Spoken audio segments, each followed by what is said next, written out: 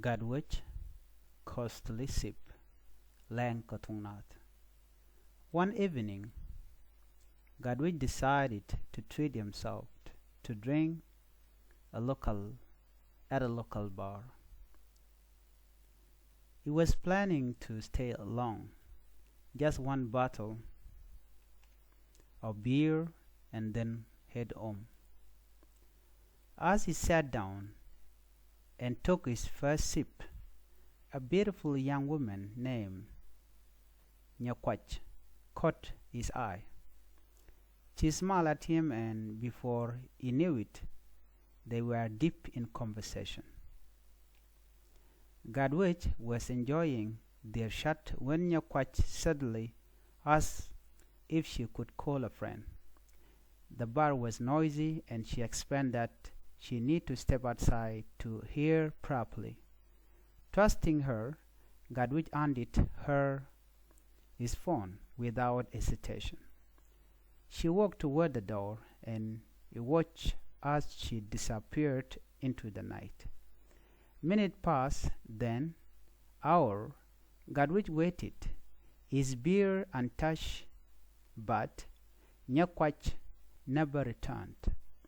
Realizing he had been tricked, he stormed home in frustration, his face filled with anger.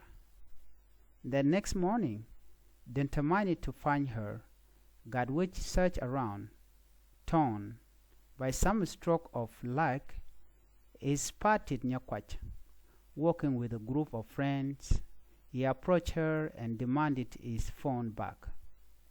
But to his shock, she denied ever meeting him. "Who are you?" she said coldly. "I don't know you." Gatwech, boiling with rage, dragged her to the nearest police station, hoping for justice, but instead of supporting him, the officers turned against him.